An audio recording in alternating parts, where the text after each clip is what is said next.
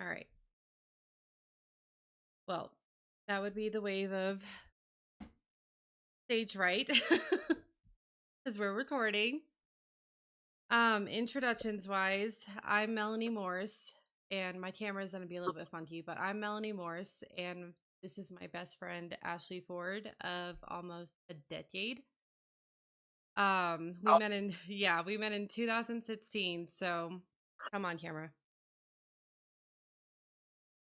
So we are almost at 10 years that we've known each other, which is crazy.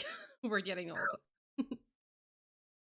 But the reason that we are making this video today, so basically on Thursday afternoon, I think it was, I was in line to get my youngest from school, and I opened my phone, I opened Facebook, I started scrolling, and I happened to see a post that kind of caught my eye. The caption really caught my eye.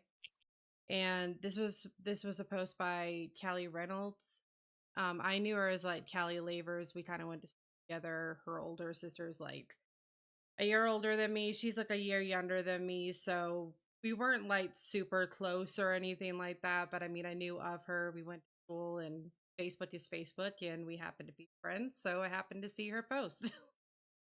But the comment, the description on it, she said, coming at you out of my comfort zone, shaky voice, unflattering angle, and heavy breathing, but filled with the Holy Spirit. Feel you on all of this right now.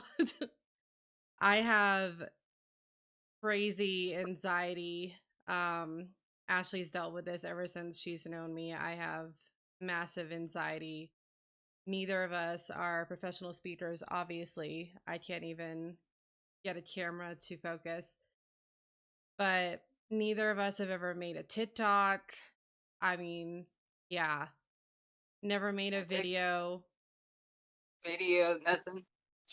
Yeah, No, it's we've never done anything like this. I was never good at speech in school. We don't know what we're doing here, but we are just kind of going for it. So I feel you on all of that, Callie. The shaky voice, the heavy breathing, just absolutely. But she says, God placed this controversial topic on my heart to share, so I had to do it. And in this video, I mean, she goes right into it. I mean, basically seeing lesbian or gay couples or whatever, and they're talking about how they are so excited that they are walking to a church that accepts them and loves them for what they're doing and who they are and everything, and is opening, opening their doors with, open arms and welcoming them into their church and everything like that, and saying that this one sin is okay for some reason. For some reason, out of all the sins, this one is all right. And it's fine. This is who you are, and we welcome you, and you're allowed in our, to feel comfortable in our churches. And we're going to do a second video that's kind of us reacting to that post directly, to the comments directly. But again, why we're making this video today is I mean, I felt instantly just inspired by her and going out of her comfort zone and just putting herself out there, not being professional like us or anything, and just being like, God put this on my heart. I'm going to talk about it. Here it is. And I went into the comments and I told her this, I was just like, I'm going to stand with you on this hill. I'm going to do this like 15 times to make the camera focus, and then I'm just not going to worry about it. We're just not gonna, I'm going to be fuzzy. Y'all get over it. only 15 times. It's okay. But maybe I just smile too much and the camera's like, I can't handle it. You're just going to be fuzzy. But I went into the comments and I told her, I was just like, I'm going to stand with you in this. I'm inspired by you. And you know what? I am going to go get my best friend, and we're going to do a testimony video about this, because, and this is why we're talking about this. Me Yeah. and Ashley were in a full on lesbian relationship for almost 4 years. And we're going to talk about, oh, and one more thing that I wanted to say that she said in her video that I thought was powerful was when she said, "You're being led astray." These people that, are being accepted for who they are and what they're doing in their sin, the fact that Christians aren't calling them out. She said that. She was like, "You are being led astray." So, and just people applauding it. And sorry, I had a couple more notes about what she said before I move on. Jesus didn't die on the cross for us to just sit here and be condoning and celebrating these sins in our churches of all places. Jesus said, I mean, this is me saying this. Jesus said, "Go and sin no more." And she says that we are supposed to be repenting and turning away from sin. And then, I mean, Christians of all people should be telling anyone that claims to be a Christian and is going into the church and feeling accepted, hey, what you're doing is wrong. And if you are actively pursuing that sin and actively living in it and actively proclaiming that it's okay and all that, this is an active choice that you're making every single day to wake up and I am going to continue to be a lesbian and everyone should accept me and love me for it and everything like that. So, again, we're going to do a second video on the post in the comments, but I had that written down. But in this video, like I said in the comments underneath our post, we wanted to share our testimony. So, we are basically going to be discussing the roads that we both went through, I guess, and what and the choices that we made and the situations that we put ourselves in, the lifestyles that we put ourselves in to get to the point where we met. And then, we entered into a 4 year, almost 4 year relationship together. Um, and then we're going to talk about just a couple points in the relationship. Christians that condoned our behavior, um, and said that it was love, and then Christians that did not condone our behavior in love. We're going to talk about the delusions that we were in, um, the doors that it opened, God trying to reach us and separate us, Ashley's convictions. We're going to get into that, the coming out of it, the waking up process. That was insane. And then what happened after it? I mean, through that waking up process and Ashley's convictions really, finally letting go and letting God, and the fact that, I mean, she really kind of turned into like a North Star for me in my faith because I was delusional to the end. And we're going to talk about that.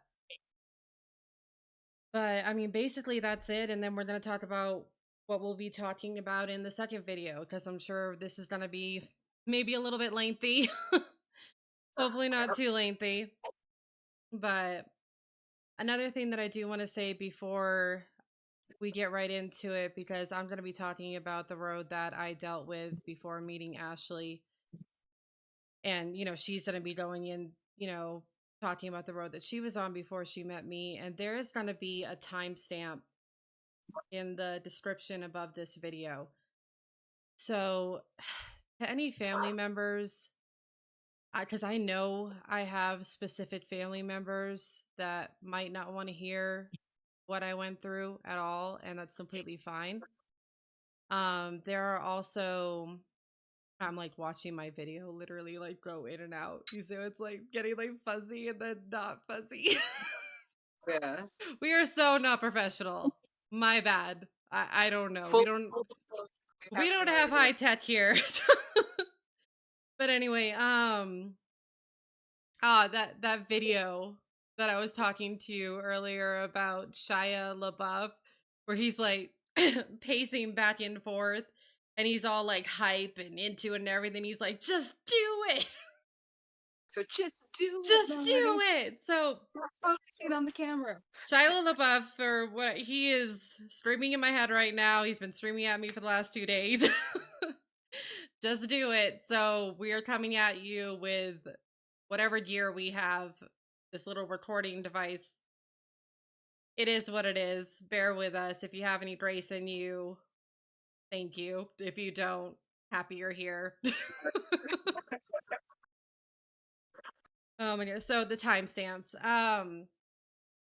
So if you are a family member, I know I have specific family members that do not want to hear anything about this. If you are just a person that doesn't want to hear about acts of violence from men to women or honestly to children, it's going to be rough. I'll get into like how vague in a minute. Some of it is going to be very matter of fact, very vague. We don't, there's not going to be details and stuff like that, and there's reasons for that. But we're going to matter of factly tell you what brought us to the mental state that we were in when we met. So I'm going to go ahead and get into mine. And again, before I get into mine, there will be times that I am being super vague, especially what happened to me in my 20s. It is going to be out of order. um, there are reasons that I will not be going into detail, that I will not be naming names. I mean, there are police reports, there are court dates, there are restraining orders that I didn't go all the way through with, and everything like that. There are reasons that I will not be specific when I tell you these details. And another reason that I want to throw out there is that everyone has a past, even men that make horrible mistakes with women. Everyone has a past and everyone can change.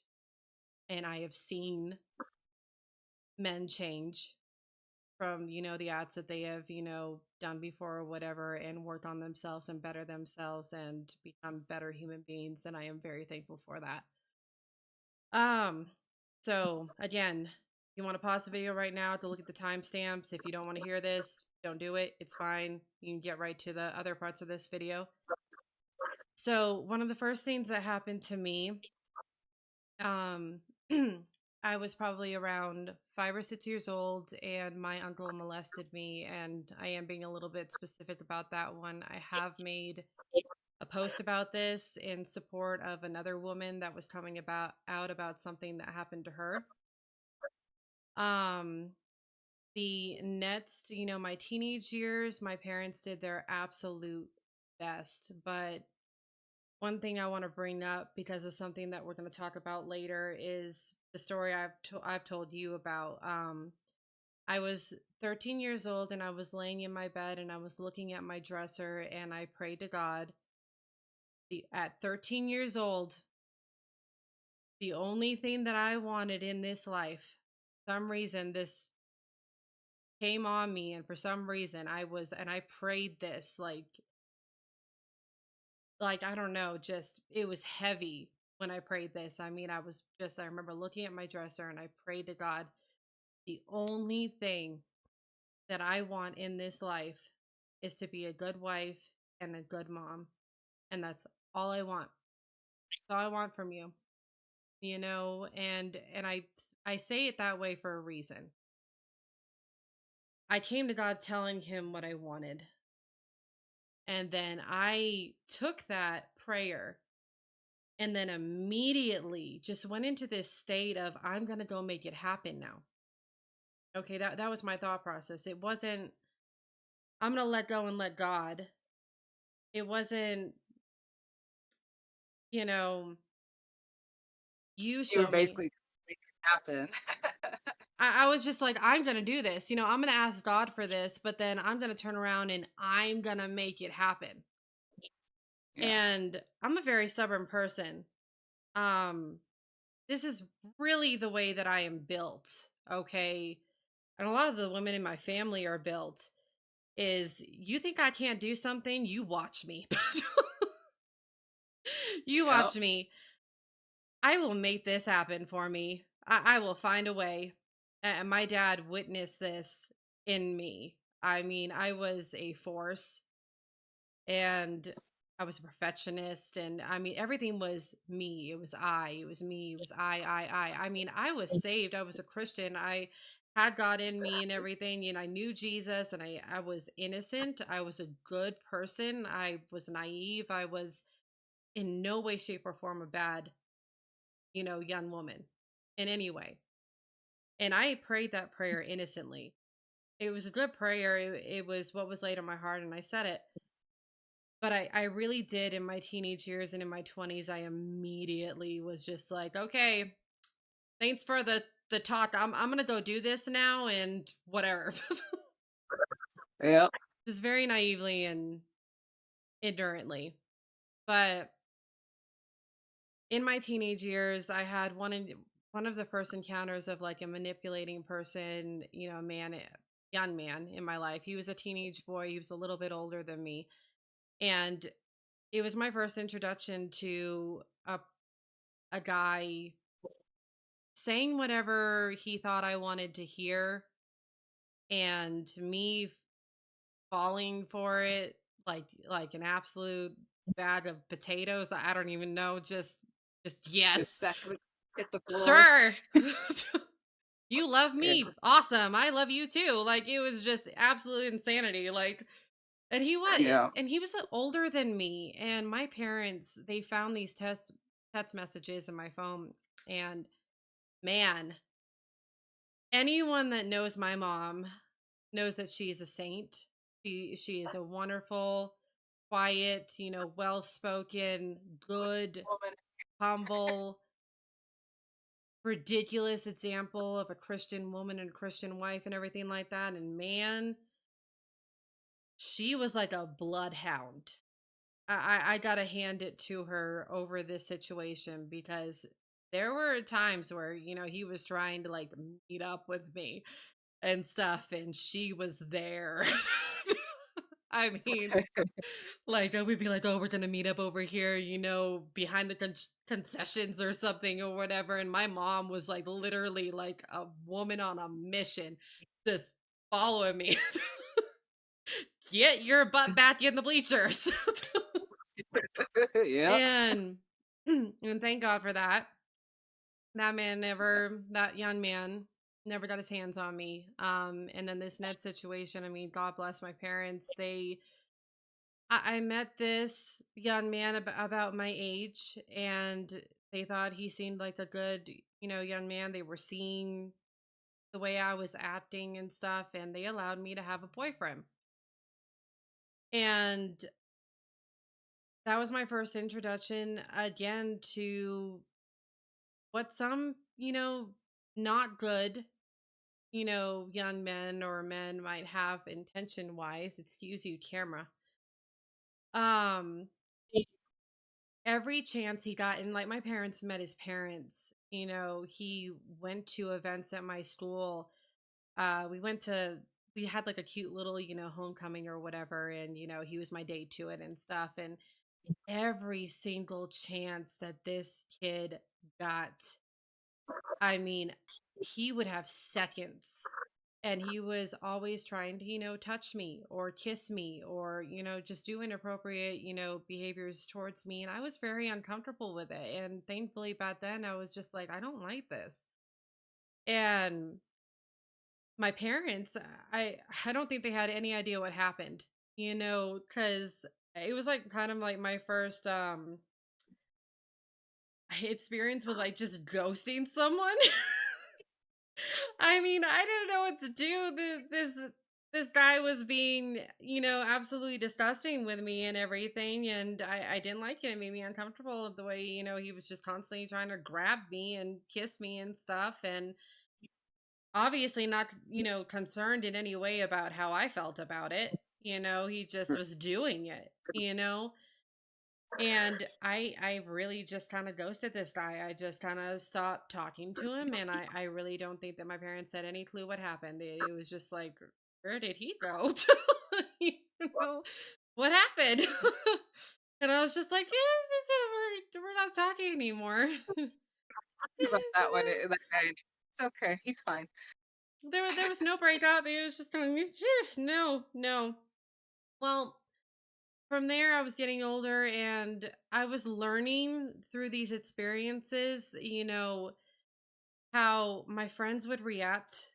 friends would react to, the things that I was doing and stuff like that, that the more rebellious I got or the crazier things that I said and everything like that, that, these people were liking me more. They were including me into their circles more and everything like that. And I was just like, okay, well, I mean, I guess if I'm ever going to have like a friend in this life or anything or anyone's going to accept me, I need to be a little rebellious.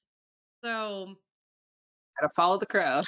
yeah. So I ended up leaving the house at 16. That's a whole ordeal.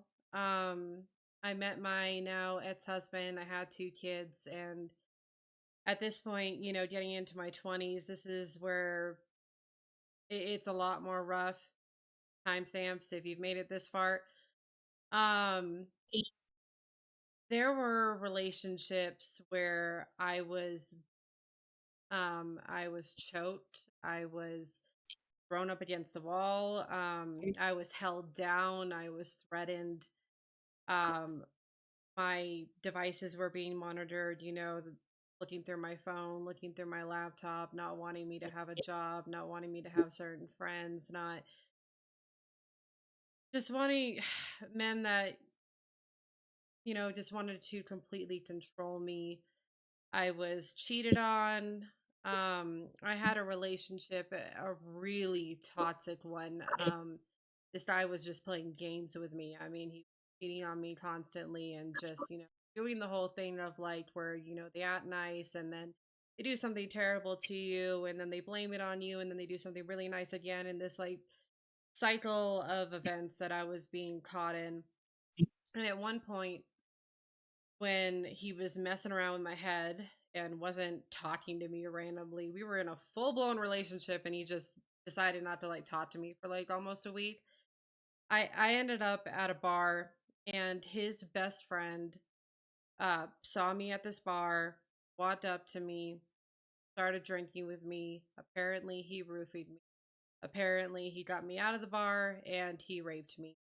Then found out after this event a little while later that he was actually in another bar um bragging about this to his friends that he got a slice of what's his name's girlfriend and she liked it. um Thankfully the guy that I was with, he cheated on me enough that I finally left him. um I had, again, other relationships that were verbally abusive, verbally manipulating. I mean, we could talk all day about narcissists and sociopaths and everything like that. And I was going through relationship after relationship, still in this state of mind that, yes, I asked God for that, but I was going to go find it. And I didn't realize that I was doing that. And I got to a point where I was angry at God. I mean, I was this innocent 13-year-old girl that prayed to God. This was the only thing that I wanted in life. And how dare you give me this life? How dare you put me through this? And none of it was God. That's the thing when people, say, like, why would, God put you through all of this? Why didn't I surrender to God and ask him to lead me on the path that I was supposed to be on and go find the man for me that I was meant to be with? I didn't deserve anything that happened to me. Okay. You know, the physical abuse, the verbal abuse. And I mean, this was multiple relationships all through my 20s. I had a stalker at one point. I had a situation with a guy that, I mean, was lost his mind all through my house, was smashing things and everything like that, and through me and everything. I mean, I did not deserve any of these situations, any of these men that cheated on me, that gaslit me, that, put their hands on me, that guy that,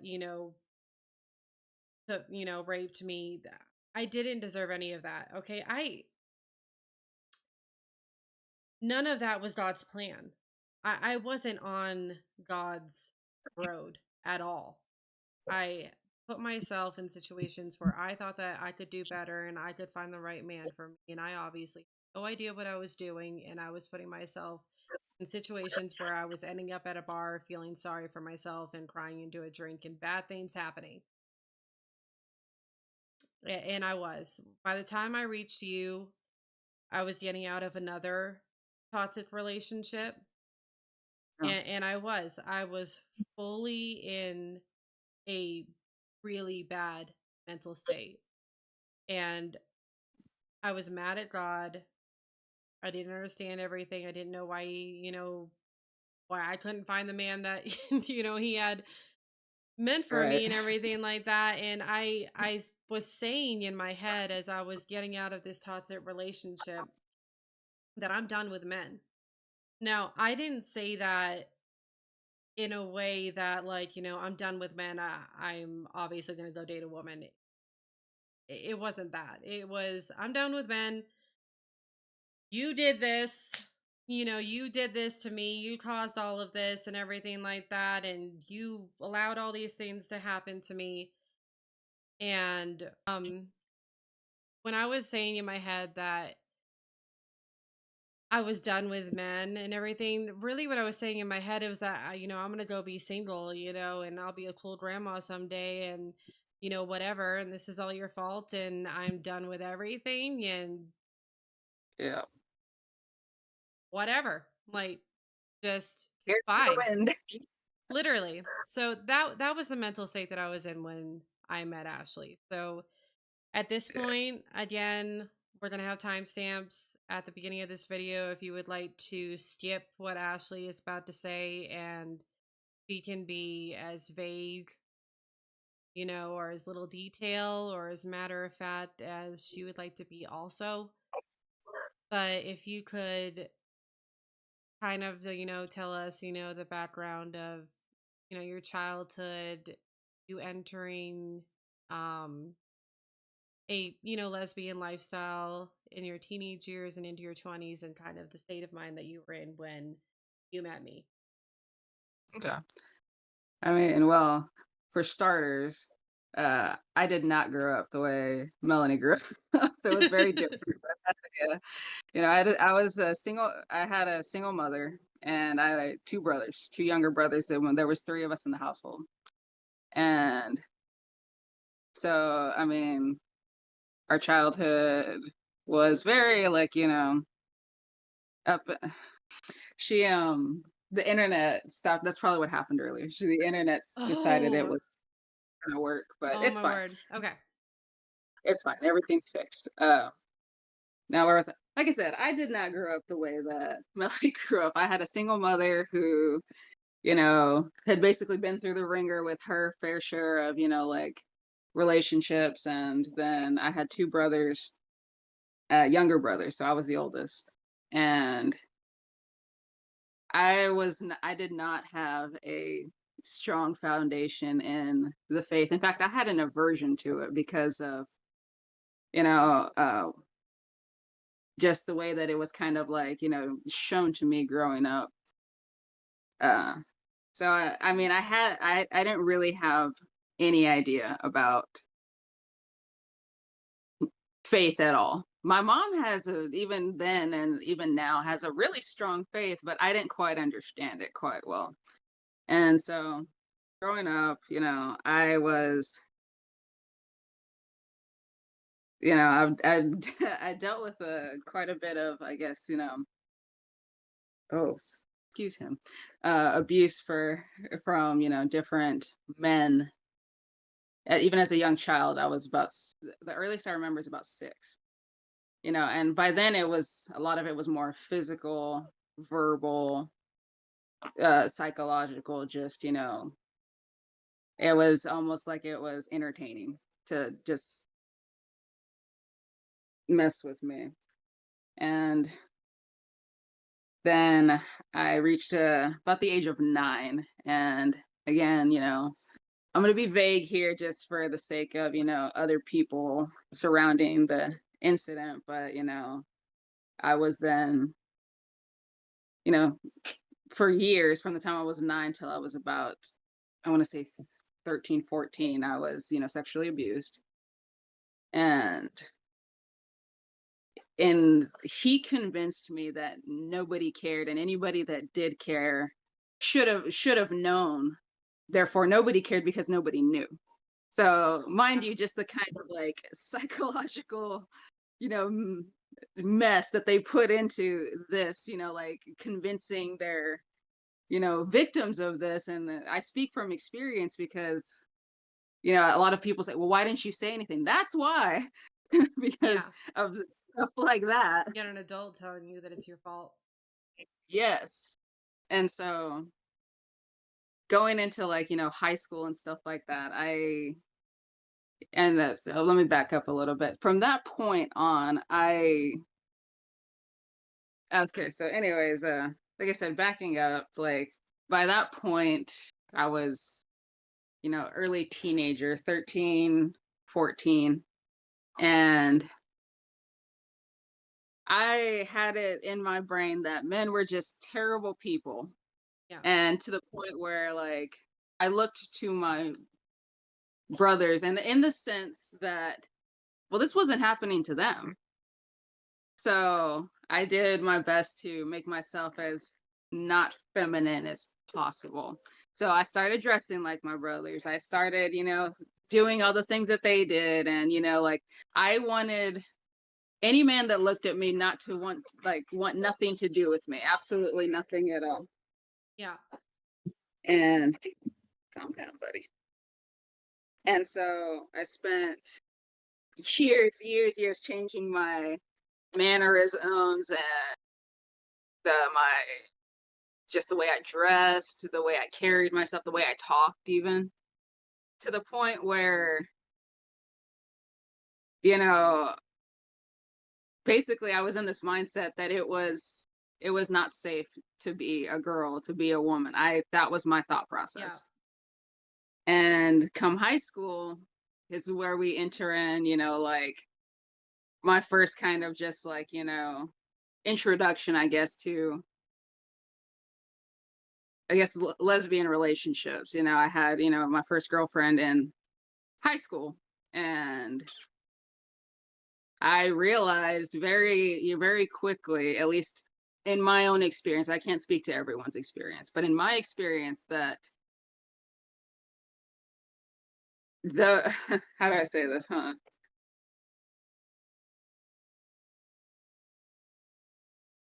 That, in other words, that women can be just as toxic, Ah, yeah. Yeah. especially especially together.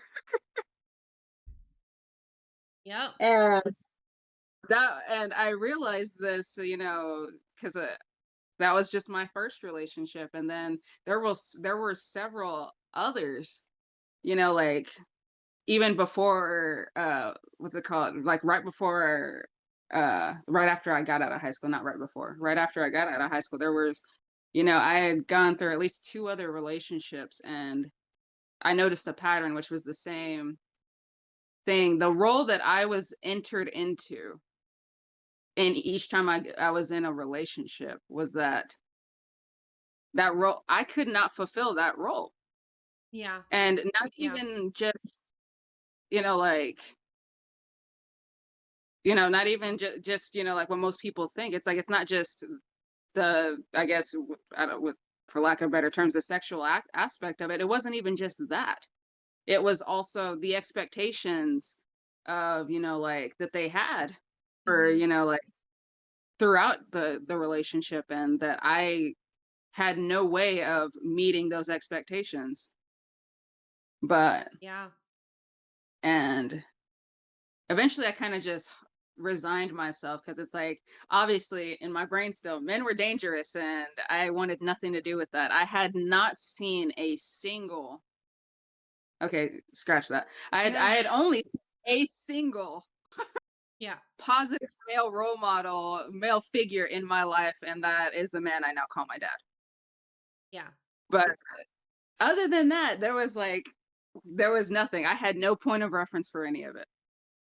And so by the time I reached my I want to say like, late teens going into my early 20s. Like I had been through several relationships, gone through several, like spirals down, like in each of those relationships, I noticed no matter what I did, no matter how hard I tried to, meet the standards or expectations, no matter how much I tried to change, to the point where like I was literally like losing my, I guess, in a sense, my own identity to what was expected of me. Yeah. And, here the last relationship that I was in before I met you, oh, well, uh, yeah, right before I met you. Sh- that was just one of those things. I swear, and I think I said it to you at one point. I think I was just a paycheck, because the Yeah. minute we got together, she wanted me to move in, and she quit her job. I was still working, and it was just Yeah. one of those. That I was like, whoa, like okay, like I guess this is what we're doing, but and then by the time I met you, I was completely just lost.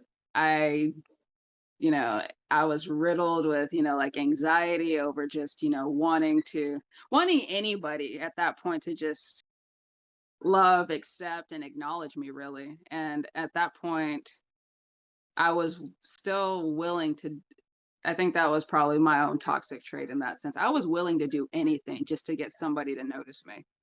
I was willing to, Right. like hand over my paycheck or, like do everything, clean the house from top to bottom, like cook every meal. I was obviously like what I was, so where I was supposed to be doing it, I was just doing it in the wrong place. But, Yeah. but I was willing to do every bend over backwards. It didn't matter what they did. I was too forgiving. I was too just eager, I guess, to just have anybody show me what the heck love was. And that, I mean, I think that both of us were extremely desperate to be loved. Yeah. I mean, Oh yeah. I think that kind of like wraps up literally exactly the mental state that we were in, is that we were absolutely desperate to be loved correctly, and it wasn't happening, and we didn't understand why, and the confusion in that. Oh But yeah.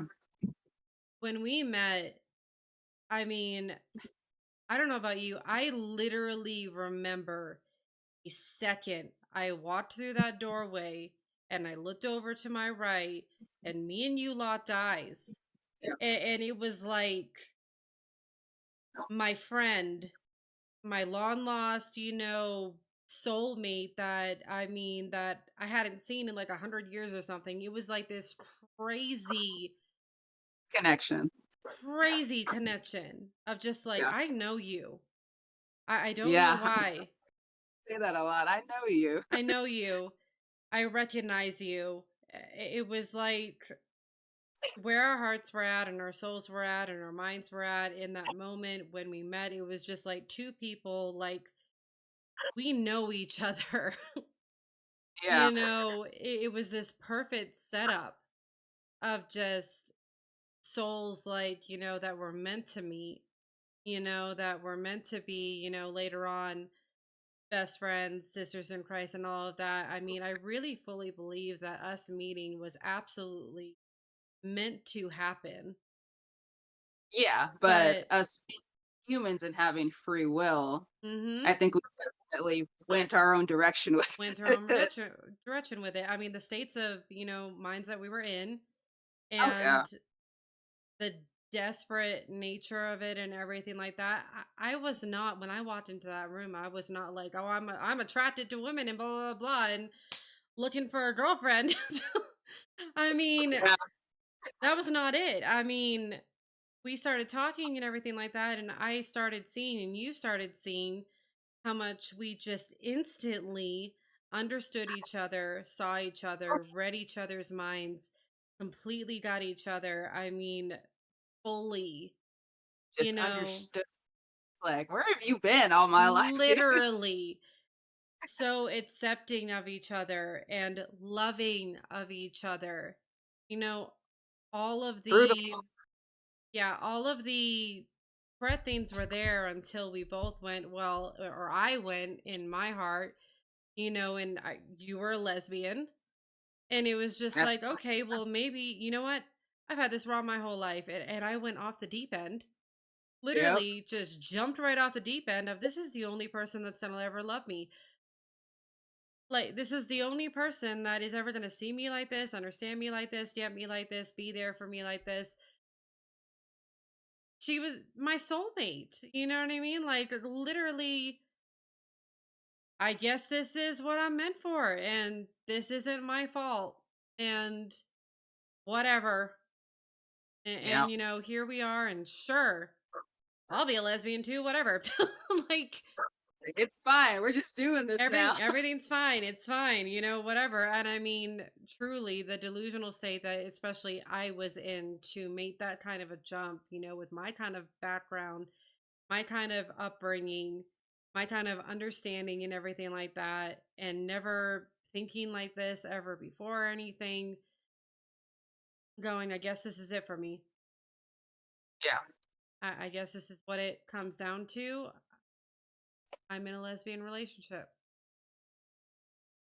yeah. Uh, Yeah, and I really think that, I mean, before we even get into it, I mean, I think that the devil had a huge play, not God, in what happened to us and oh, yeah. gave us the ability to make certain choices that were detrimental to our lives. And we didn't, neither of us, seek God's path for us and God's, what God wants for us. We tried to do it ourselves. We thought that we could do it better. And that's what we did. Yeah. And We need better. and I can't remember if it was like through me or you or whatever, but I know that, I mean, I was very open about the fact that I believed in God, and I know that at least in our relationship you were very all about it too, that I was very eager to learn as much as I could about it. yeah, I remember that you had a better foundation for it, yeah. and I had no foundation. So I was kind of like, yeah, let's tell me more. And you were all for it, and I mean, really, that is just such a crazy situation that we were in, that here are these two people that have certain morals or want to, be Christians and everything. And here we were in an open lesbian relationship.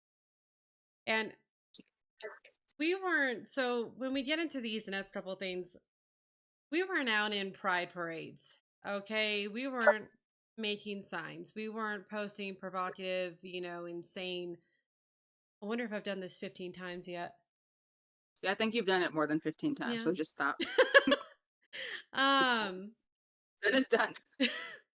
We weren't, walking into a church like, like Callie's post and stuff like that and saying like, all of y'all need to accept us and stuff like that. I think that I know that I knew what was happening was wrong. And in my desperate nature, I didn't care. You Yeah. know, you were very good to me. I mean, we were a great team. We were a positive team. We are the team that we are meant to be today. Yeah, absolutely. All of the breadcrumbs were there for being awesome, wonderful best friends, sisters in Christ. All of it was there, but we just We were that way. We were looking at it through whatever rose glass freaking I guess roll spectacles that that we the devil had pulled over our eyes looking through it definitely through a I guess a lens of confusion and and desperation. desperation. Yeah, desperation. So this came out, and actually I want to talk about the first time that my parents and actually I'll talk about that in a minute. But it eventually came out that we were in a, lesbian relationship. And I wanted to talk first about the Christians that reacted to us and that especially reached out to me, Yeah. that were, in my direct messages, that were in the comments, that were calling me, that were in person at some points, or, just constantly reaching out to me. And without us being provocative, okay, without us being in anyone's faces or anything like that, not in the pride parades, not pushing some agenda on Facebook or anything like that. These Christians saw that me and you were in a relationship, and they sought me out and were in my messages telling me, going out of their way, telling me that they were so proud of me, that, that they were fully supportive of my choices. I had ones that, said to me, I am so sorry that your mom and dad don't like what you're doing and are against it, and everything. And I love you. I'm here for you. I support you. I've got your back, you know, and they went out of their way to do this. I mean, I find that I think the most mind boggling out of all of it is not only were these people not following the Bible, and we're about to read those verses, but they sought me out and talked, bad about my parents and bad about, other Christians that would, ever dare say anything about me. Or it's just sitting there just spewing all of this praise and, love, and openly wanting to seek that out and condone it. And Yeah. so, as far as like Christians that condoned us, so I want to go straight to Matthew 18:15 through 20. And I'm reading out of the King James version. I find in all of my, if I marked that one, then I have to find it. But I'm reading out of the King James version, and we're gonna do a second video. Like, I mean, I think I said at the beginning of this video, that goes Yeah. over the post and the comments and stuff like that. And we're gonna talk about versions then. We're not gonna really get into Focus. versions right now.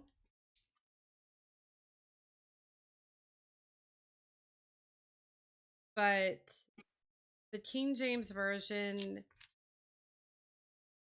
I've had a lot of Christians that are really getting me on board with the whole idea of, like, the new King James version and stuff like that. I mean, truthfully, this is written in Old English, and a lot of people say that it's hard reading and stuff like that. And it's like the best, closest, version back then that they could get from Hebrew to English. But if we had just waited so many years into the future and translated it directly from Hebrew to English, then you would probably come up with something like the New King James Version, and the King James Version would have never even existed in this Old English. So I am going to explain a little bit as I read this how we would probably say it today.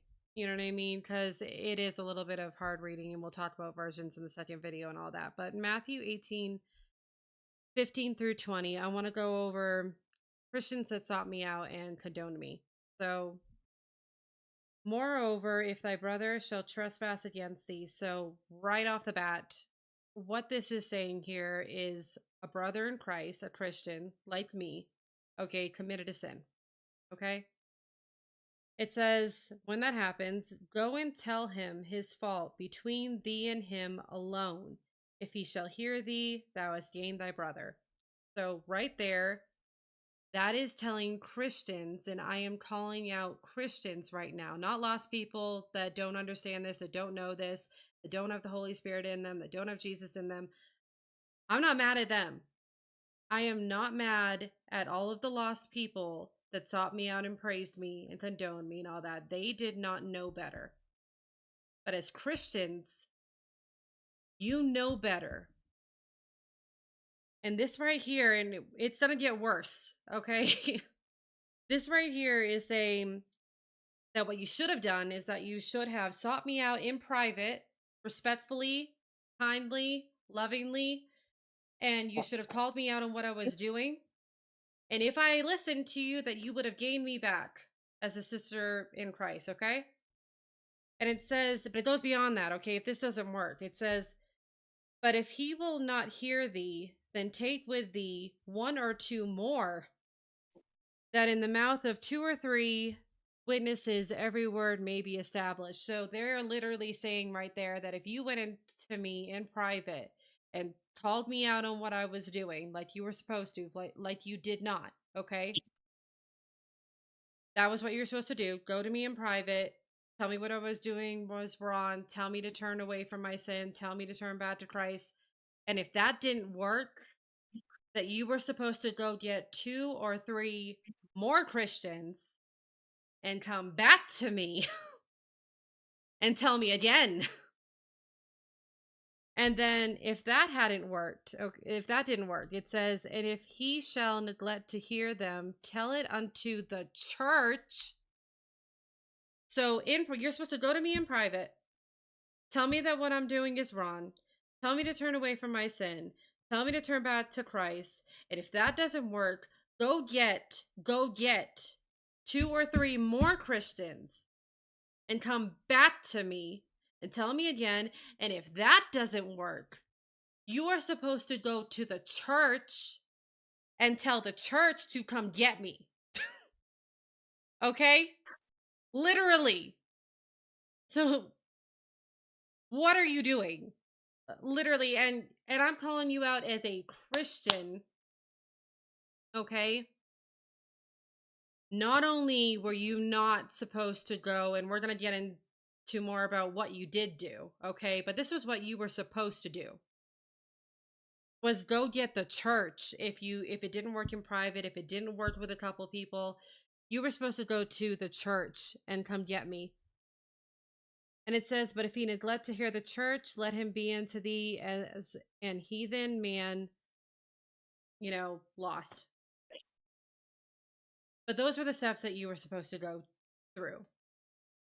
And I know names of these people because they were in my Facebook messages, they were in my comments, they were calling me on the phone, they were texting me. I am not going to name any names, but if you were one of these Christians that came to me and condoned me as a Christian, okay, because I was openly, since I was a child, in this faith, if you came to me and you praised me and you said it's okay, and we just love who we love, and you can't help it, and I'm so sorry that your mom and dad don't condone you and don't love you, which by the way is a lie, because my parents loved me throughout this entire event, and we're going to get into that too. But you're Love me wrong. too. Loved Throughout this loved her too. too. And we're going to talk about it. We're going to talk about that, but yeah, loved us both through this Yeah. entire event, and I'm going to touch on that in a little bit. But to the people, to the Christians, okay, not the lost people, okay, we are supposed to be the hands of God and go reach the lost people. We are not supposed to judge these people, we're not supposed to hate these people, we're not supposed to be bashing them over the head with the Bible, but you Condemning them or any of that mess that is happening, and we're sorry that that does happen. We know it does. yeah, yeah, we do, Uh, we do, but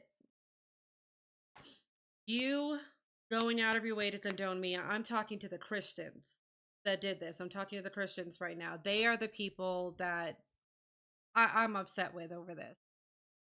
And I'm going to get into why. Okay. So we went over what you were supposed to do and what you didn't do.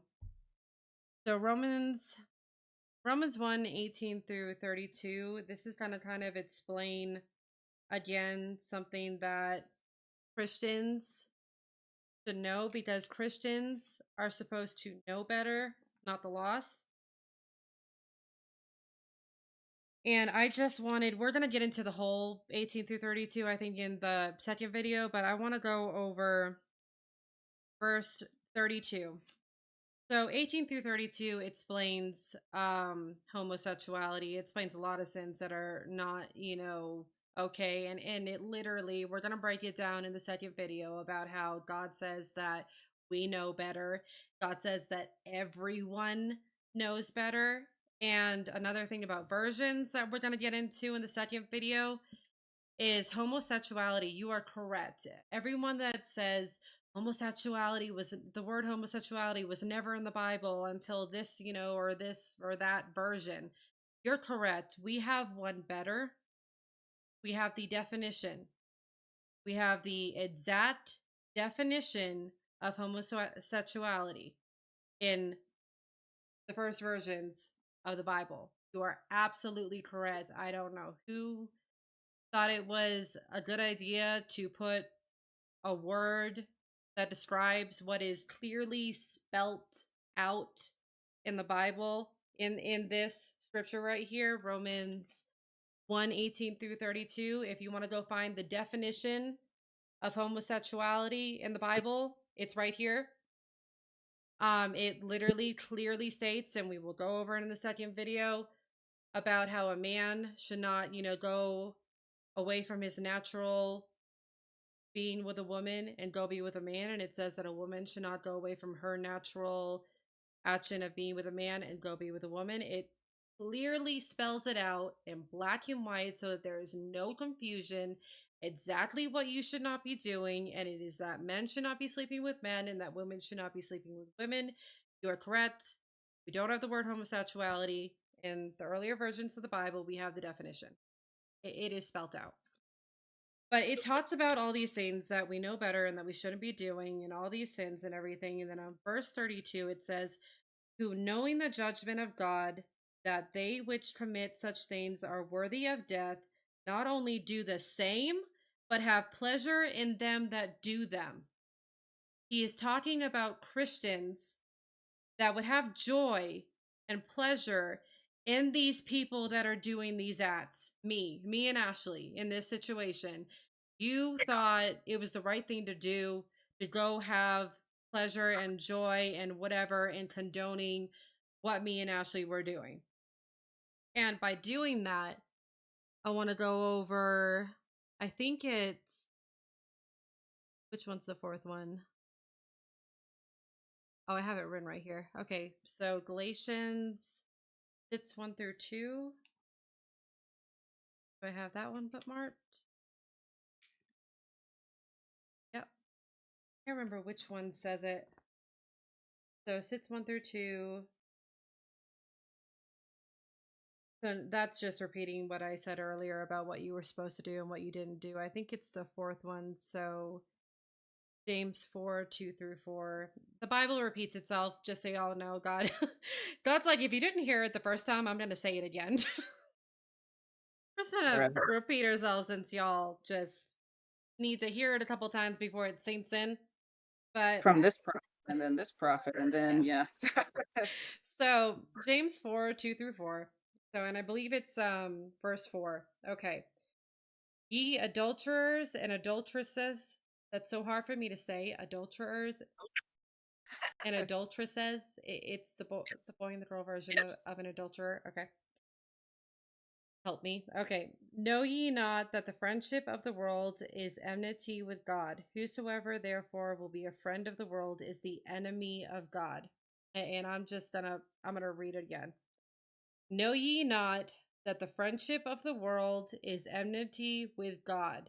Whosoever therefore will be a friend of the world is the enemy of God. Is the enemy of God. Me and Ashley, and the acts that we were committing that Christians should have been calling us out on, we were enemies of God in that time. We had Mhm. marked ourselves as enemies of God. And y'all, by coming into my DMs and my text messages and my comments and calling me on the phone or in person in some situations, telling me, I'm so proud of you. I'm so sorry that your mom and your dad don't agree with you. I'm so sorry that they're, taking a stand against this. I'm with you. I praise you. I condone you. I'm okay with you. You don't got to worry about me saying anything But you don't got to worry about me following the Bible, everything that I just read about what you should have done.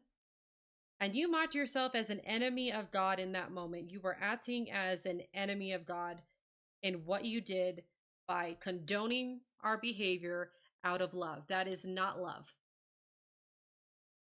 And I really want to get onto that. That is not love. You were not showing me love in that moment. You were leading me astray. You were leaving me in my sin to rot, basically. You didn't care about me at all. There is not 1 ounce of you that cared about me in any way, shape, or form, or Ashley, or our situation, or my kids that were seeing me and Ashley's relationship and our delusion and thinking that it was okay and everything. But that's really my take on that. I mean, I'm probably going to touch more on it in a second, but the next part is my parents are really the most shiny example and the biggest example that I can think of in this situation. And I'm going to talk about how they kind of like met you and everything. But Yeah. so my mom and my dad, they came down to Texas at one point, and me and my sons, my 3 boys, we got together and we went to a pizza shop. And I was kind of texting Ashley. They kind of knew that I had a friend, that I had met or whatever, but we weren't we weren't telling them. The Holy Spirit was working on us. We knew what we were doing was wrong. We were ashamed. I mean, whether or not we wanted to admit it, we were afraid of my parents finding out, you know? But that right there should be like textbook example as to you're probably not doing the right thing. Yeah. And so we're sitting at the table, I'm texting you, and I'm like, come over and meet my parents. And you walk through the door, and I'm telling you, I saw it on my dad's face immediately. I mean, you sat down and probably talked to me for probably 5 seconds, and my dad might have known the moment you walked through the door.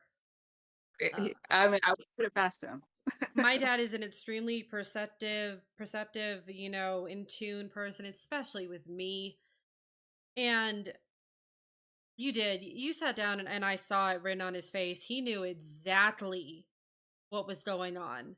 The At least by the time you reached the table and sat Yeah. down and was talking. And my parents were extremely kind, respectful. My mom, Right. being my mom, was asking you all sorts of questions. We're talking about video games because your mom's a big nerd. Yeah, Absolutely. absolutely adore your mom. But yeah, anyways, yeah, they Yes. were respectful and kind and And I've talked to my dad about this situation, and when we parted ways in that moment, my dad like cried all the way to the hotel or whatever. I mean, and my dad, like I've caused my dad to cry quite a bit in his lifetime. He cried a lot over this, and he was in pain over this because he did love me, and he does love me. And also in meeting you, I mean, his first thought was like, this is a good person with a good heart. Like, I don't want to hurt this person. I don't want to say something that would offend this person. I don't want to be, in any way oppositional or anything like to this person. I mean, he saw you very clearly. I mean, in the same way that we kind of have that in my family, and you definitely have that of, seeing the heart, seeing the soul. And my dad was absolutely torn. I mean, he cared about you from the moment that he met you, and he yeah. knew exactly what was happening. And he let me bring it up. You know, he let me break the news to him eventually. I And remember. he had to tell me like, I can't I can't rubber stamp this. I can't condone this. I can't be okay with this. I can't accept it. You're sinning.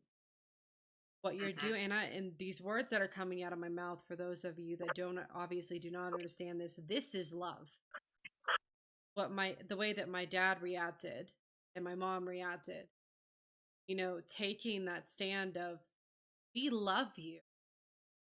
So not only are we going to tell you that we cannot be okay with it, you know, we can't we can't go there, we can't accept this, we can't condone it, we will not condone it.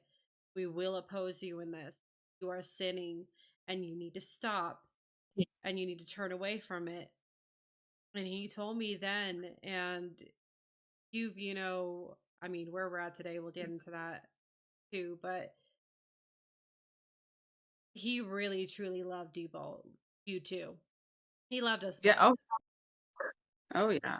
And he made it very clear. I mean, my parents, I mean, if you need one, if all of you Christians need an example of what it takes, or even the fact that it's even possible, because I feel like people act like this isn't possible, to love the sinner and hate the sin.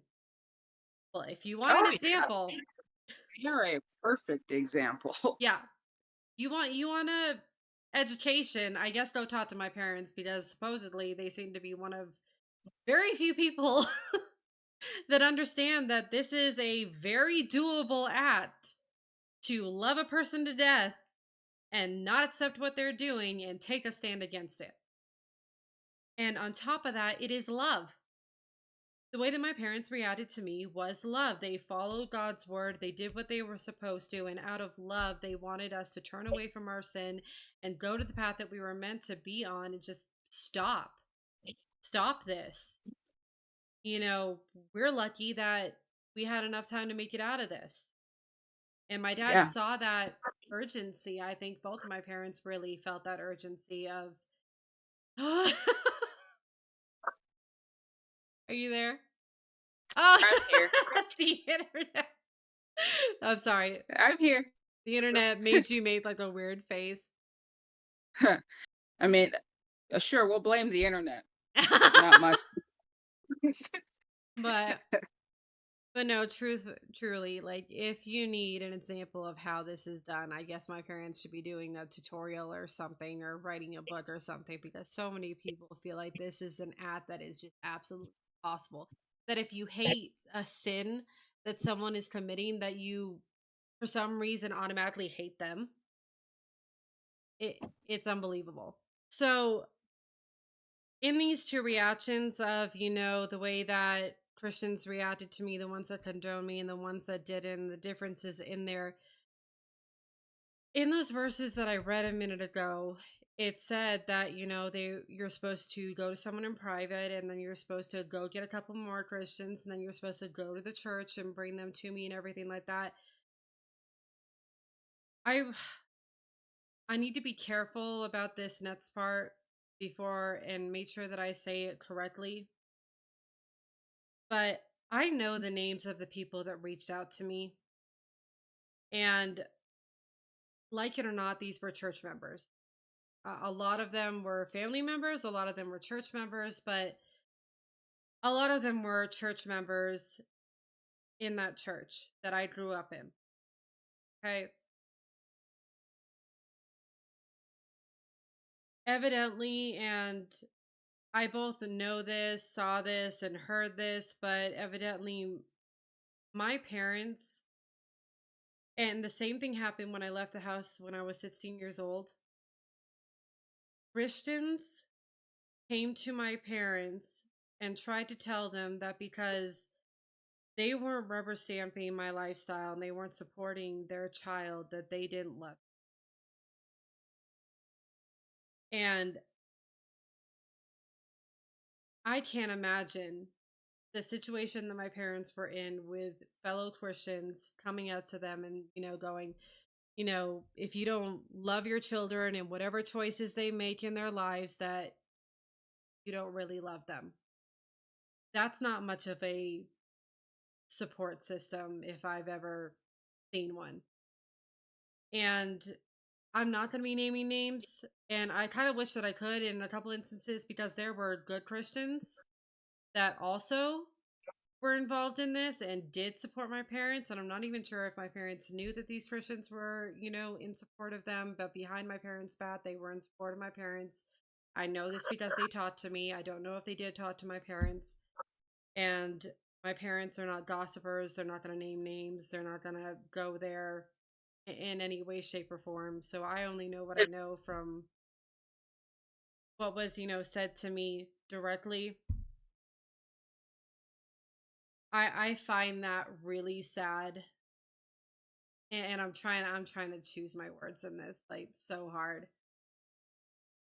If you are a Christian member in that church and you said something like that to my parents about, if you don't love your children and whatever choices they make in their lives, and if you don't do that, that you don't love them, if you made my parents feel like that, I want you to understand that you, and my parents have not said this to me, but in the way that I'm looking at this, I truly feel that my parents did not feel like they were in a position to go before the church and be like, my daughter's doing this,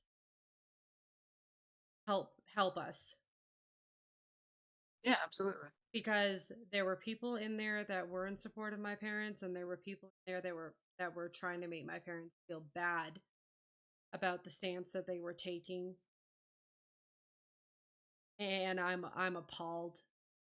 I don't, knowing the members that reached out to me, and knowing the fact that this was ever even something that was brought up to my parents or done to my parents, that they were made to feel bad about this. And again, I want to be very clear, there were plenty of Christians and members that had my parents back, whether my parents know that or not. um I am not saying that that whole church is bad, okay, but there were enough members in it that were opposing my parents in their stance against me. And that is disgusting. And if you're a Christian, I mean, if this offends you, if this upsets you, what I'm saying, then I suggest you go look in the mirror. I suggest you, and Christians should call out Christians. We're called to call out and correct each other where we We can. are.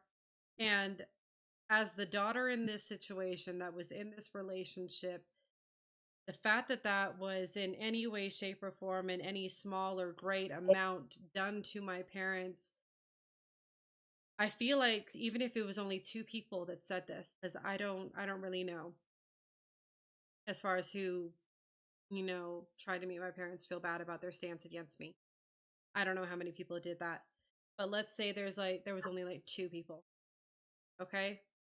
You stood in the way of my parents feeling comfortable enough to go before the church and ask for help. You did that. You did that to my parents. If it was one person, two people, three people, because I know names of the people that reached out to me. I don't know how many made my parents feel bad about their stance against me and made them feel like, or try to convince them that they didn't love me, which they knew better. They loved me throughout the whole thing. But I'm upset with y'all for standing in the way of my parents feeling like they were in a position to stand before the church, and that everyone in it would accept them. And again, I'm trying to choose my words carefully. I hope that everyone understands that my parents are the least dramaful filled gossipy people on the planet. They don't gossip, they don't name names, they don't tell me. They literally, my mom will be like, nope, I can't talk about that. Nope, nope, don't even ask me about it. None of your business. Like, I that's much now. she will not go there. That is not her. She's not bad mouthing any of you. Okay, she is specifically not bad mouthing any of you. I only know that there were some Christians that made her feel this way and made my parents feel this way. And I fully believe that these Christians stood in the way of my parents standing in front of that church. And I really would like to say that if you are a Christian that did not do that, okay, I hope you go to my parents and you tell my parents that my parents can go to you. And if you are a Christian that did do this, I hope you go to my parents and you apologize and you let my parents know that as a Christian in that church and everything, that my parents have your support. I want you to know that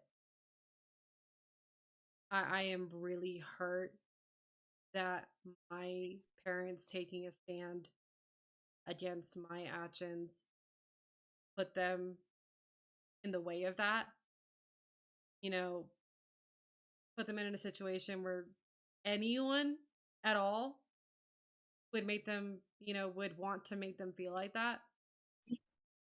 Really, I truly hope that if you're watching this to this point, that go find my parents, whether you were a person that was with them or didn't agree with them, that you go either tell them, hey, I want you to know that I'm not one of those people and that you have my support in this. That would make my heart happy. Or if you were someone that did do this, that you go apologize. I hope you find that in you. I want my mom to have the support of the church. My mom loves that church. My mom loves that school. My mom has given her life work to this church and this school. She was called to be a teacher and she's an amazing teacher. I really don't know if that church has any idea what they have. I mean, in being blessed enough to have my mom that would never speak ill of any of them and that would put her life work into that church and into that school. She deserved better than for even one person to say that or convey that to her. But really, I mean, yeah, that's where I'm at with the whole. Yeah, but ultimately, even still, God works everything out for the good of those who love him. He does. And even if it's to the point that that was supposed to happen, so that Yeah, this video came out and that those people can now either correct themselves or even just make known that the support is there. yeah. Either way, W- and even if It's it like, doesn't, even if you do nothing, but so that was how Christians, reacted to us and, basically our takes on that. But moving on, so in our relationship, to kind of speak on again our mental states and what was going on in our heads and everything like that in the relationship, the delusions that we were in. I mean, me right off the bat, I was not a lesbian. I was not walking around thinking that I was attracted to women or anything. I was desperate for love, and the the things that this lifestyle opens up, okay? Because they got an answer for everything, okay? uh, Like, is it? Yeah. you don't think you're attracted to women? We got a name for that. Like, We got a you're label for we that. got a label That's for that. So literally, like what people were telling me was that I was pansexual, that I yeah, was I remember it that. wasn't that I was attracted to a woman or a man or whatever. Like I was attracted to just a human being. Like, their personality or whatever and everything like that. And man, they have an answer for everything. Everything. Yeah. And truly it really speaks to the hole that you start just diving into, literally like the just whole black hole that you just start going into. It is delusional. You could say one day my favorite color was pink and now it's a frog, and they're like, we'll figure that one out. Like, we have a name for everything. We will figure it out. We will explain you and we'll explain to you why you're right and you need to continue to do what you're doing. So for me, yeah, the one of the first illusions was figuring out why was I even in a relationship with a woman. Ah, you're pansexual. Bam. And you're like, okay, I guess. Like, all right. No, I was desperate for love. And then even in us accepting the fact that, we were two women that were in a relationship and everything like that. I remember us looking. like taking a good look at the LGBTQ community Yes. and And want no part of it. wanting no part of it. I mean, so many of those things were coming out back then. Like the teenager that, decided that he was a drag queen, and there was like videos of this teenage boy as a drag queen surrounded by these grown men all dressed up as drag queens, and it was this big cool thing that was happening that everyone was so proud of this teenage boy that found out that he was like a drag queen. And I think that was the biggest thing that's just one, example, but that was one of the biggest things that really got us like kind of like what is happening was because we were looking at it from this standpoint. We were convincing ourselves that we're adults. What we do is our business. You know, what any other consenting adult does is their business, and everyone should leave us alone. And, you love who you love. And, we were convincing ourselves of that. But then we were seeing this community try to infiltrate children. And we were Yeah. looking at it and we were like, wait a minute. Like, what is this? And I mean, I just named off one event, but next thing you know, we have a drag queen, reading a book to a bunch of, little kids. Um, Next thing you know, we were literally watching the whole trans movement come out. Yeah.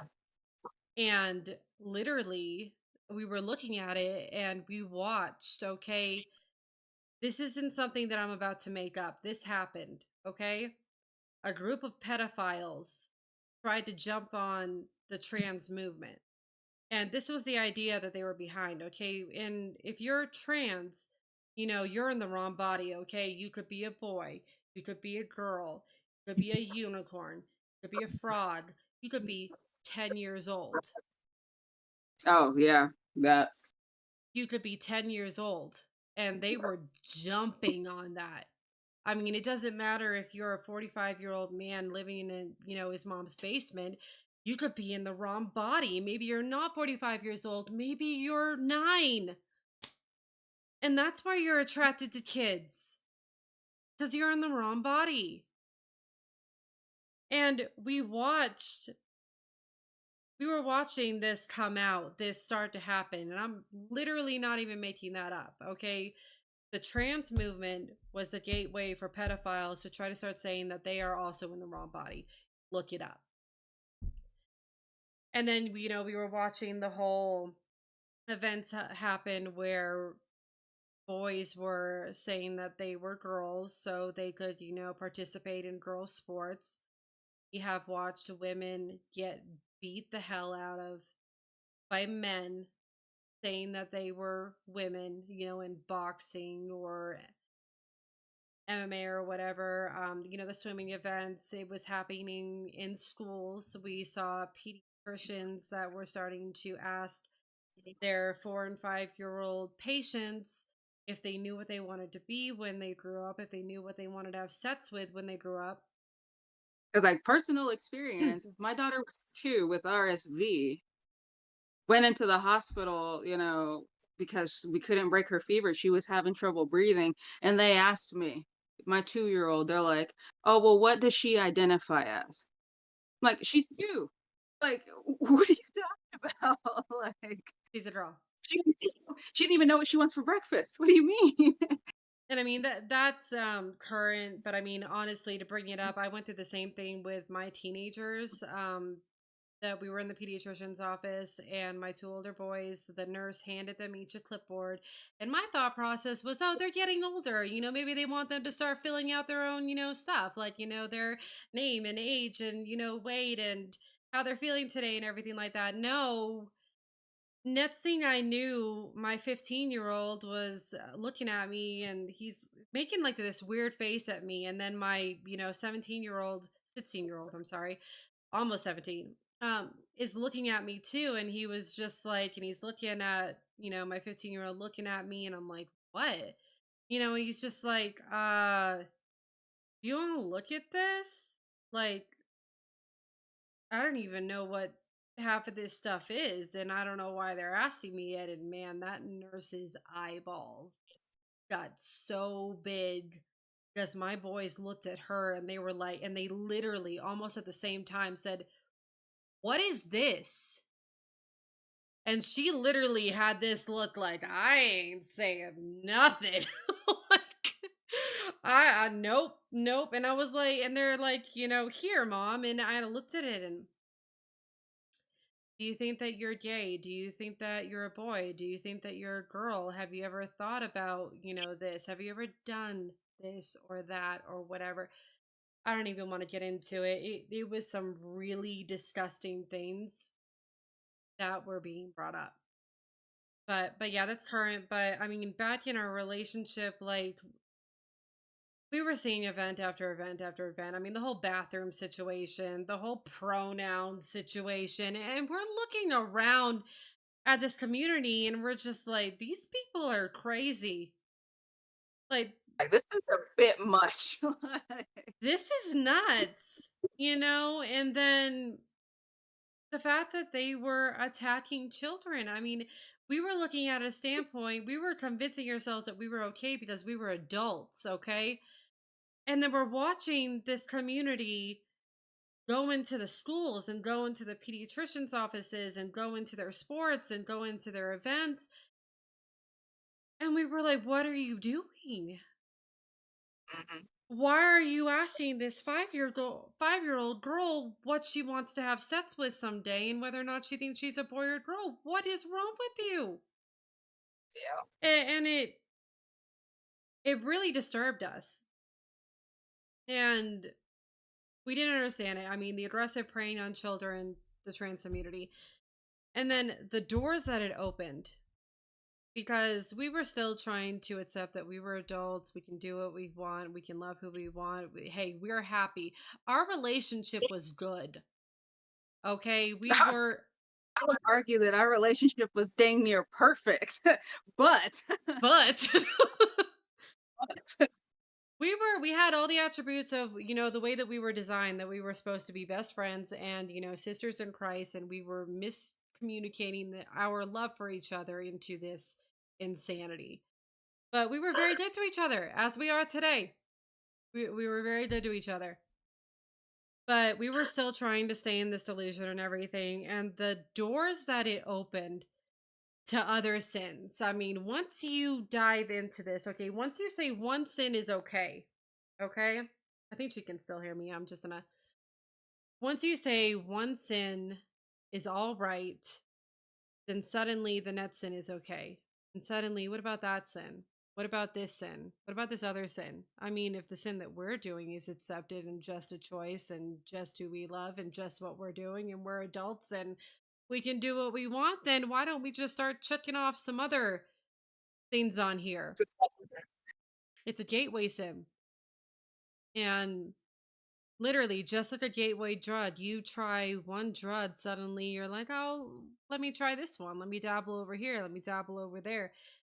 And the same thing happened in our relationship where we were out trying to find people that accepted us. We wanted to find our people, and our people were crazy. Sorry. Our God people were bless. insane.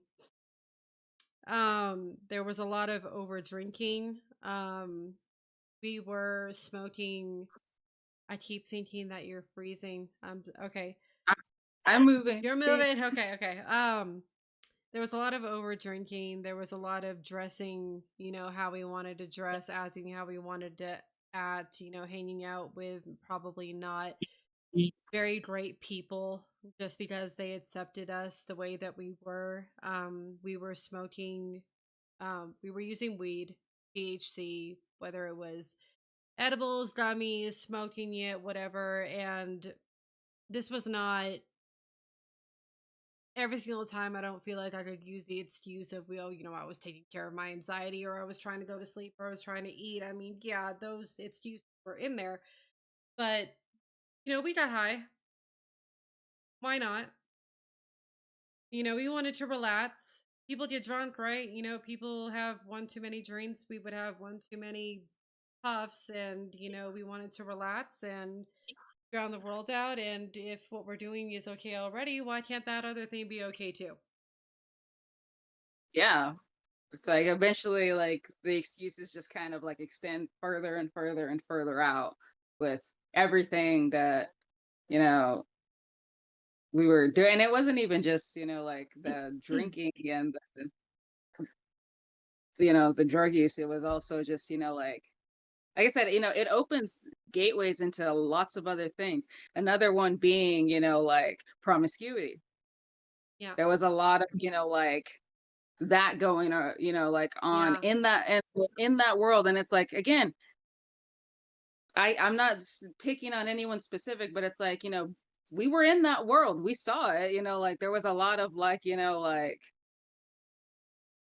oh hey, your girlfriend's hot, like let me take a stab at that kind of things going on. Yeah. And a lot of it's just like, brushed off as that's fine. It's like, no, that's not okay. Like, No. but And yeah, the how do you say desensit desensitized. yeah, the desensitizing, that was happening in that. And not only, I mean, we were very, desperate in wanting to be accepted and loved and everything like that. So that also caused us to meet the wrong people, because just because they accepted us and then we start hearing their ideas and then we start hanging out with them and doing what they're doing, the doors that it opened. I mean, when you are not putting yourself in the correct village, when you're in the wrong village, you're going to experience all of it at some point. You're going to go Yeah. further and deeper and more and more down into it. And then suddenly, what happened with us, just kind of like turning around and being like, what's going on? Like, how did we even get here? How Like did this we point. end up here? This was not our intentions, any of it. And towards the end of our relationship, what really happened was we were in this state of like, what is going on? This is getting a little crazy. This was not our intentions. I don't really like places that we're going, the things that, we're doing, the people that we're seeing and everything like that. We were starting to get uncomfortable with it. But I wanted to fix the relationship. I thought that we could fix it. Like everything when it comes to me, I think I can fix it. And so with you, you started, I mean, and I don't think either of us realized it at the time, but you started to get these heavy convictions. It was apparent that something, Everything was bugging me, like everything. everything was bothering you. And you were saying these things like, I'm meant for more. I'm meant for more than this. That, this isn't right. I want kids. I want a family. I want, a real family. I want a man. I don't want to be in this role of, acting like the guy a lot of the time. I didn't fit there. It's just that acting. It was acting because it's like at the end of the day, it's like, doing everything right. Like I said, our relationship was great, people. At the end of the day, we were both still unfulfilled in our relationship. And it's like we couldn't do anything to fix it. Yeah, because it wasn't right. Something was off, something was wrong, and you were the one that really felt it. Yeah. And you were just constantly, I remember that so often, you saying that I'm meant for more, I'm meant for more, I'm meant for more, I want kids, I don't want to do this anymore. Off. I want to be a mom. And you Yeah. saying that and saying that. And I was delusional through the end. I mean, I was desperate to be loved. And I was convinced after everything that I had been through in my life, I was absolutely 100% sure and positive that every single man that I got with was going to abuse me or use me or, whatever, that they were going to hurt me and they were going to mistreat me, and that I was never going to have someone like you know, the way that you loved me and cared about me and was there for me and had my back and understood me and saw me. I thought that that was only possible with you. I thought, and I was a wreck. I mean, I was just like, no, like this can't happen. I don't want to go back out there. I don't want to deal with this again. I don't want to be abused again. I don't want to be hurt again. I don't want to deal with this. Like, what are you talking about?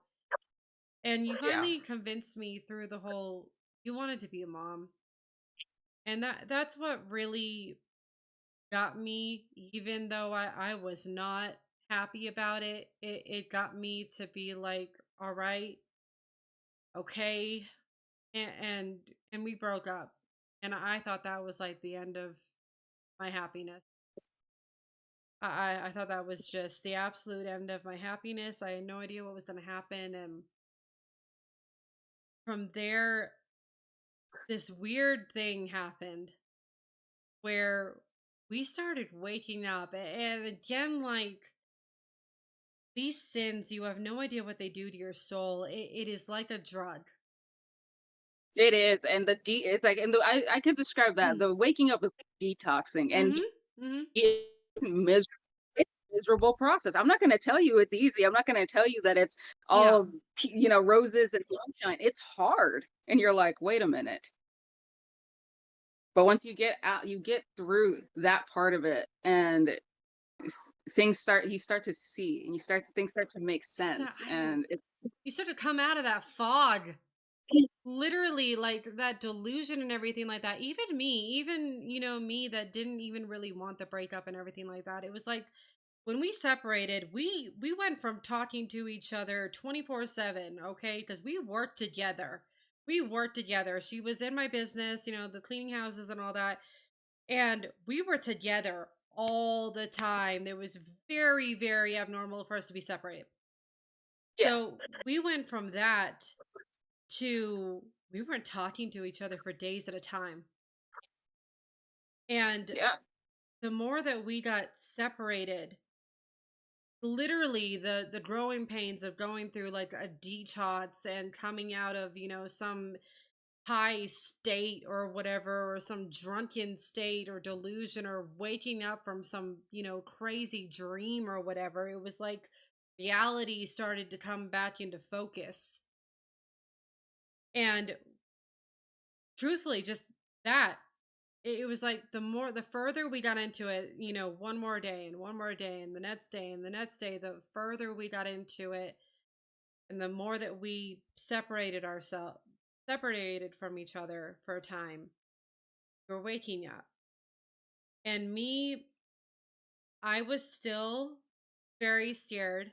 I was still, holding on to this, oh, I'm never going to be happy again. But through these events, you happened to just, by some chance, your future husband happened to drive through Texas. and yeah, it's just that he talks about that too.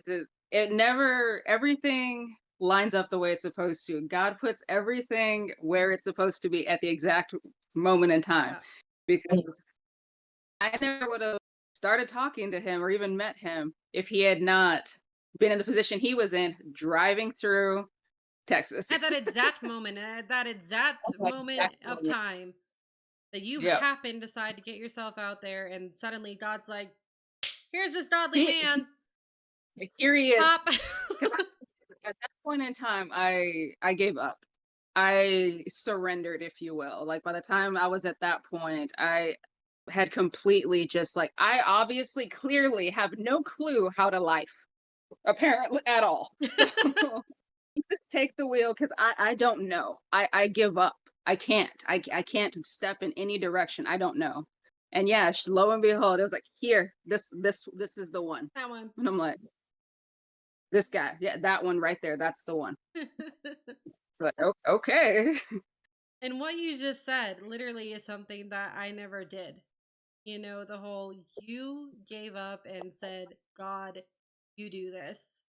I'm putting Because this I in can't. your hands. I can't do this. I can't do it. God, you do it. And And he did it. that's another thing about surrender, is like, I want everybody to understand. And I say this like, like, I'll probably say it wrong, and if I do, I'm sorry, but it's like, I couldn't fix it. Just like I couldn't fix all of the confusion I had going on up here. I couldn't do it. I couldn't work through it. I couldn't. In fact, I made it a point, you can ask her, to not work through things. Yeah. And and I I couldn't fix myself, if you will, to the point that, like, where I was like, yeah, I'm ready to throw myself out there. I literally just said, "You do it," because I can't. And that's a lot of where, where our strength ends, God's surrender to Jesus, it comes into play. Yeah, And it did. It really did. it Because did. the minute I did that, I met my, at that point in time, future husband. And this man was So not here, okay? This man happened to drive through our state and meet Ashley. yeah. Oh yeah, he just happened to be in the area at that specific point in time. But Just random, like, yeah, I know. Like, I didn't do that. I didn't put him there at that point in time. So, no, you didn't. No, you didn't. yeah. And what happened here, I mean, when Ashley met Aaron, and Aaron is, there aren't even words for it. He is a godly, good man, good dad. He's a good husband. He's amazing, amazing person that, landed in Ashley's life. But they were meant to be together. And really, I can look at all of these events and realize that everything honestly was meant to work out for, the glory of God in the end of it, because you became my North Star in my faith. I mean, truly, this godly man found you exactly when you needed, him to find you, exactly in that moment that you surrendered to God and told God, "You do it. I can't do this." He made it happen. You met your husband. I saw you and him together in your faith. Your faith, I mean, you and your husband became such a power couple in God. I mean, I know that I can go, if anyone wants to, you can go to Ashley's page and she will put a verse of the day, just about, I believe, just about every single day. And she's been doing Yeah, this for, she tries to do this every single day. You want the verse of the day, you can go straight to her page and find it. The verse of the day will be there. Every single problem that I went through, I could go to you and be like, "Hey, I need you to pray. I need you to pray about this." And you would be like, "All right, let's go. Sit down, head down, let's now you're pray doing this right now. right now. You wanted it, you're gonna get it." You're We're gonna get it. We're gonna pray and petition together. We're like, I will reach for heaven. I will believe for you. I will pray for you. Yeah, We're doing this. we're I'm doing talking this. to the big. And really just I watched this happen. This, growth of you and your husband in God, your strength, your happiness, your calmness, your peace that you had found that I never knew you to have. You know, Yeah, you had peace. I mean, for the first time of me looking at you and the entire time that I knew you, you had such a peace in you, in your faith in God, your yeah, relationship, again, there aren't really words to like describe this. When you see this, when you see God actively working in someone's life, I was literally watching you change. I was like watching you transform into something, into this life that I wanted, yeah. you know? And it took me a minute. You were 100% my North Star. I always looked to you for advice and everything. And I tried and I tried and I tried. And then finally I realized I'm trying. Yeah. I tried, I tried. And I finally reached my breaking point. Thank God. I am a Morse through and through. I am a stubborn person, and truly with everything that I have been through in my life, God literally has to, I don't know what he's doing up there, but He he's knows. he has a hard time with me, and we are trying to work on that. But I finally had enough. I finally gave up, and I again, much like kind of like when I met you, I gave up again, but this time I did what you did. And I was like, you know what? I'm about to get ruthless because I can't take this anymore. I'm not going to do it anymore. If you want to go find this man for me, you can do it. I give I up. I give up. I am so done. I'm so over it. I am perfectly fine. You know what? If you want me to be single for the rest of my life and be a cool grandma someday, well, I'm gonna be happy doing that. I'm done. I'm done trying to do this. If you want to do this, you do this. That's great. That's fine. That's wonderful. If you want to make this happen, awesome. I'm stepping out. You better come take this wheel or we're crashing. Literally, it was just, Like, we are done. I'm not doing I, it. I surrender. It's done. It's like here, I here, am here. over it. And literally, I was fully prepared. Like, you want me to be single? You want me to go through another horrible relationship? I don't know. You better make this very clear to me because I'm not doing it anymore. I give up. Hmm. And guess what happened? I met Matt. Yep. And the Lord says, "Okay, You done? here you go. Good job. Here you go." That took long enough, you moron. But here he is. Goodness sake. Like, who's next? Like, man, I have been dealing with this crazy freaking woman for 30 something years, and she finally said she gave up. All right, finally, you But get to reap the rewards here. he's like, he knew when he made you. He knew because he made you that way. He knew what he was doing with. He did. I am And I his am patience never wears out. I am a lot. But one other thing that I really saw when we were talking about this entire event is we're at the end of it, present day. This is where we're at today. My wonderful best friend is married to a godly man. She's got 2 kids. I am man and we not dating a wonderful man, and we will get there later. But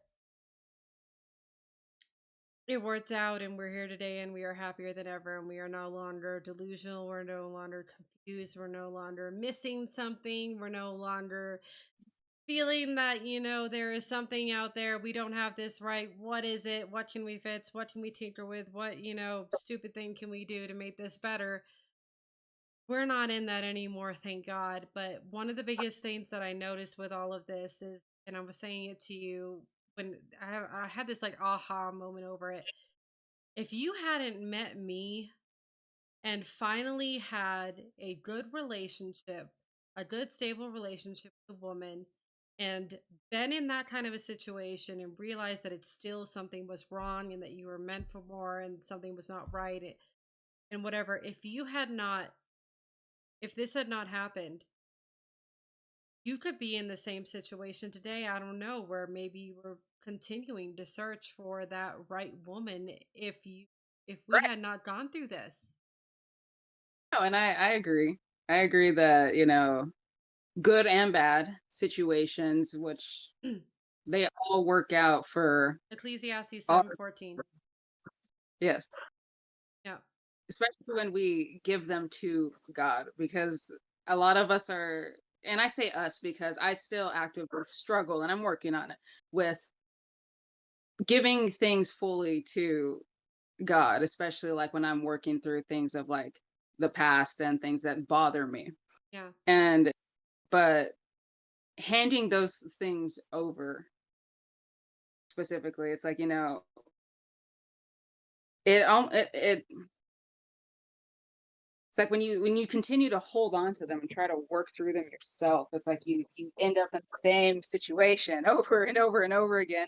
And that's why, like you say, I would probably still be searching, but it's like, to come to the conclusion that this is not the way. You've traveled along this road and you still have not come to the place you want to be at. Like, how long are you going to keep walking it? Yeah. Yeah. Like Seriously. you've gone through this same thing over and over and over again. How long are you going to stay on that path before you realize that, maybe if you went a different direction, or even just made like, like a different choice, or even just stopped and thought about where you were going. Like maybe And I in no way believe that God wanted us to ever be in a lesbian relationship. I do want to make that clear. I don't believe for a second. He is very clear about it in the Bible that he stands against it, that it is a sin, that you should not be doing it. But what I see in this is even us in our decisions and our mistakes and living in sin and all that, still even then, God worked it out for his glory. Today I and he have, will if you give it to and him. he will, And that's the and thing. he will. We make the decision to enter into that sin. That's not part of God's plan, Yeah, but that's what comes with free will. yeah. But when you decide to, yeah, like as you said, give it to him, then it's like he works it out for his good because he's like, now we can get to the good stuff, if you will. Seriously, now that y'all are done messing everything up and finally handing it over to me so that I can, bless you and give you the gifts and the blessings that I wanted you to have and the path that I wanted you to be on, now that we're done with all that insanity, good. Now we're here. Yes. But today, I mean, I truly believe with everything that I was meant to meet you. You are 100%. You are my best friend.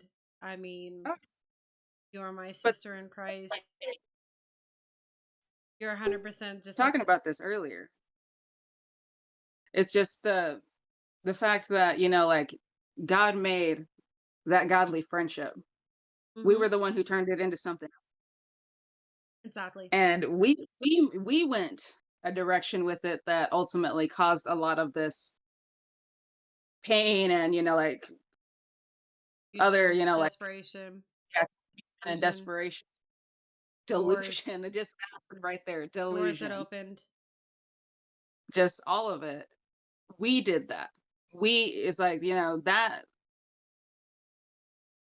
it's like we took something good and we ran with it in the wrong direction. Yeah. And it's just and that happens often a lot in today's world where we Yeah. take something good and it is thrown in a direction that is perverse Yeah. or mock, and it's like it's Yeah. just that like God creates something and it's the world that makes a mockery of it.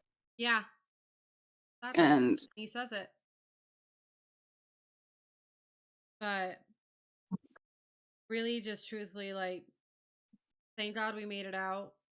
And like yeah, Callie was saying in her original post, this and we're gonna get into this in the second video, but there is absolutely no reason that this one sin should be talked about differently than any other sin. Okay. and yeah, and we're gonna be making a second video, and I'll talk about that for a minute. But so we're gonna be making like a part two to this video, and that video is gonna be covering our reaction to Callie's video and our responses to the comment section. There's a lot in the comment section that I really want to hit on. Some of the things that we're gonna be going over is stuff like, why do people believe that we are, attacking and focusing on this one sin? Why is that? And stuff like, why are women like me and Ashley or Callie, allowed to be sitting here talking to you? Why is that okay? We're gonna get into it. Um, we're gonna touch on stuff like cherry picking verses. I want to talk about cherry picking verses. Go over that. Um, we're even gonna have a discussion about followers. You don't even know about this. what? We're gonna have a very interesting discussion about followers that I'm excited for.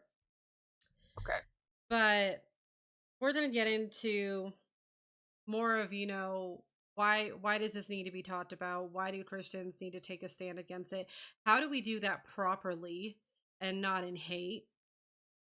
right. Um, like Callie, out of her comfort zone, just, God put this on her heart. She needed to say it. She made a video.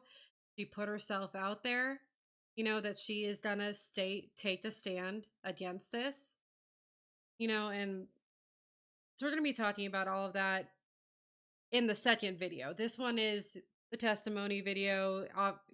I knew it was gonna be long, so we're gonna focus on part two after this. Do you have anything else that you want to share, Um, or have we? I'm like, no, I don't think so. But as far as like, people thinking that we're attacking them, it's like we're not attacking anybody. And I want you to understand this does not come from a place of ignorance. We literally lived in that world for many, many years. I personally lived in that world from my teens all the way up until, Yeah, my relationship ended with you. yeah. So I was what, 27, 26, 27. I think I And was like 20 when we started the relationship, or when we ended it. we ended it. Yeah, yeah. You were like 26, 27. Yep. So it's like, yeah, it's like, I want people to understand that it's like, I'm not, I've been in that world. I've been a part of it. I understand it. I understand the confusion of it as well. And even lying to yourself and telling yourself that it's not Yeah. like, We're okay, it's there. like, We were in it. like this isn't coming from a place of just like, oh, we're bashing anyone. We're coming from a place of personal experience and, like you said, testimony. So it's like Testimony. just that, like, understand that it's all in love, and we're just speaking as we feel called to speak. Sorry, buddy. And I wanted to get this one out first. I wanted to be a foundation of why we're talking about this and everything like that. And again, the part two is going to be the reactions to the post and the comments. But I really, honestly, after this, I can't wait for it. I think this went pretty good. I think so too, honestly.